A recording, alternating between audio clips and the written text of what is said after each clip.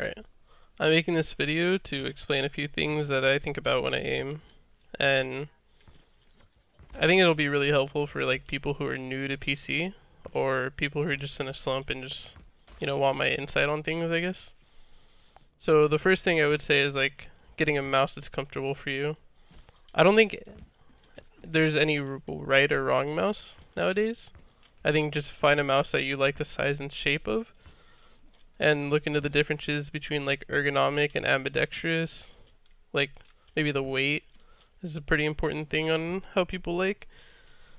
There's definitely a few videos out there that can maybe help you guide that if you're not sure about things, or you can just always ask me. So the next thing I would say is finding the right sensitivity for you. And I think to go about this, you have to think about the two styles of aiming. So there's people that use their arm to aim, and then there's also like wrist players. And I think most people use a mixture of both, but I think being on the arm side is more consistent, and being someone who's like a pure wrist aimer can potentially have a higher skill ceiling, but is also less consistent overall, in my opinion. But I don't think either one is wrong or right. I think it's just whatever you're comfortable with, and whatever feels good to you. So for a wrist aimer, I'd play on like a higher sensitivity, like 800 DPI is what I use for everything, and then I would use like 8 cents in this game, or like maybe like 0.6 in Valorant, because you're only using your wrist to like make 180s and everything, right? You're not using your arm at all, and there's nothing wrong with that. It's just less consistent. But an arm aimer, I use 4.5 on this game and 0.35 on Valorant. And you can like plus or minus 1 on both games and just see how it feels, really. Because it's really whatever you're comfortable with, and then building muscle memory. Like, I wouldn't want to change my sensitivity a lot, but I'd try everything out when you're new. I'd give everything like a day or two and just see how it feels. And then once you decide on something, just build muscle memory on it. Because muscle memory is like the most important thing in my opinion.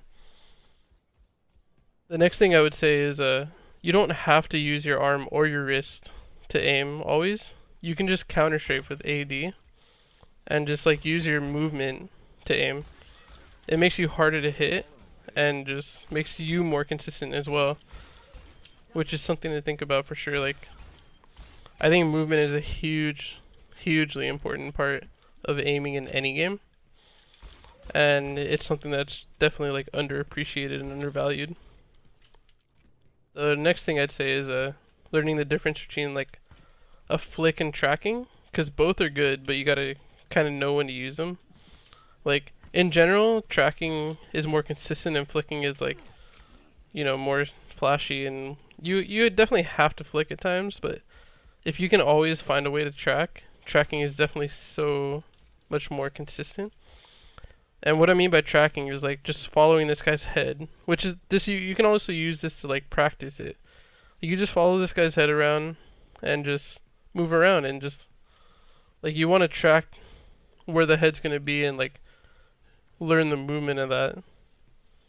And then flicking is obviously like when you try to go to someone's head as quickly as possible. Which brings me to probably my last point of this part, and it's that it's okay to like overshoot things. You don't have to always land on the guy's head. But what's important is when you want to click. So like it's okay to overshoot, but you got to know when to click is the thing that matters the most, especially when you're playing a hero like McCree or just anything that one shots. Because obviously tracking, you kind of want to like go on their head, and then like if you're playing soldier, if you're using like a Vandal or a Phantom and you're spraying, you have to be on the guy's head and just pull down. But I think flicking and tracking are both important. And the last thing I'll say is crosshair placement, actually. So it's much more relevant in a game like Counter-Strike, because you have to really just, it's all about holding angles and stuff in Counter-Strike, right? Or Valorant. But in this game, it's still important, or any game really. Like, you want to be at head level, or sometimes depending on the gun or whatever you want to use, You want to be at chest level or neck level. But you never want to just be aiming at the ground, because then you have to like flick upwards, which is such an unnecessary movement, right? And you also don't want to like round corners and just like look straight in the middle, and then like, oh, I see this guy, now I need to flick to his head. Like, you always want to have a rough idea of where someone's gonna be, and then put your crosshair on them, on where you potentially think they're gonna be, so you can have less movement. Because the less movement you have overall, the more consistent you're gonna be with your aiming. So like, I think a guy's gonna be here. I'm not gonna just walk out like this. I'm gonna look, like I'm gonna round this corner, hugging the corner in case someone does peek out on me. I can just, you know, flick to their head. But I can also like just know where this guy's gonna be and have my crosshair already on him rather than having to flick to the right or flick to the left. But yeah, I think that's the end of my general knowledge for aiming. And then everything else is going to be more Valorant and Counter-Strike specific, so you don't have to watch from this point on if you were just looking for general FPS PC aiming. And thank you for watching.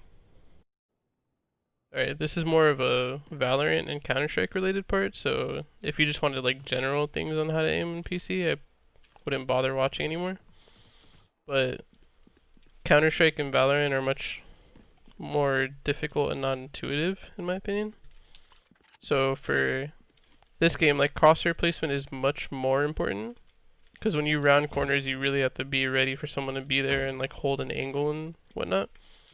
And in general, you always want to be the person peeking rather than the person like holding an angle statically, unless you're playing like an angle that most people don't play.